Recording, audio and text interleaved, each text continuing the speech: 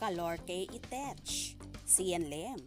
Pinagsabay nga ba sina Kim Chiu at Iris Lee?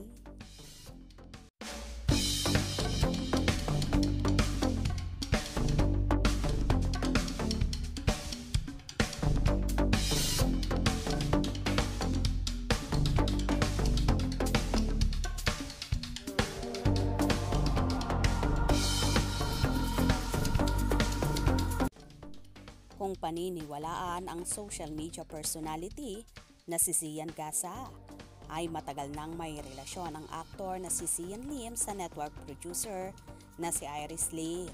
Sa kanyang Facebook post nitong Martes ng gabi, isiniwalat ni Gasa na magkasama na sa iisang bahay sina Lim at Lee, kahit karelasyon pa lang ng aktor ang actress TV host na si Kim Chiu. Nag-live-in na sila ni Iris Lee habang jowa pa niya si Kim Chiu. Confirmed, ani Gasa.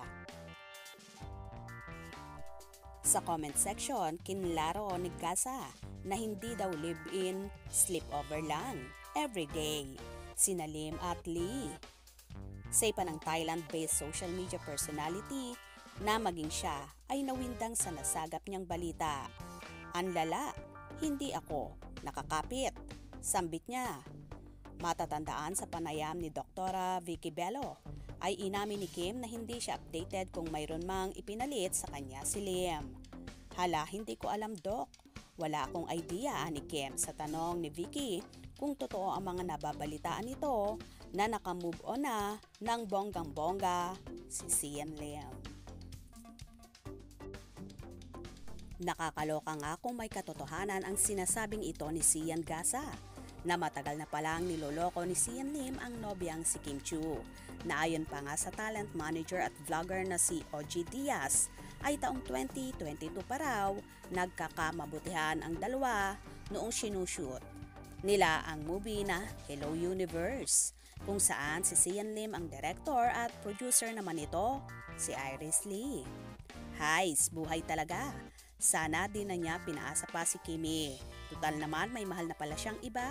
Sana nagtapat na lang siya sa dalaga at hindi na pinahaba pa ang relasyon nila na wala rin naman palang pupuntahan. Poor Kimi, kawawa talaga. But anyway, tila naka-move on naman na ang dalaga sa mga pangyayaring ito at kitang-kita mo sa aura ngayon niya na very contented at so happy na siya sa life niya now. Dahil nga ba kay Paolo Avellino na napapabalitang nagkakamabutihan na rin sila? Well, wala namang masama kung magkaroon ng relasyon ang Kim Pao at pareho naman silang single at marami ang matutuwa kung magkakatotoo ang kanilang relasyon. For sure magbubunyi ang Kim Pao fandom. Kaya naman tumutok at huwag na huwag pahuhuli sa mga maiinit na kaganapan. Hope you enjoyed. Please subscribe for more info.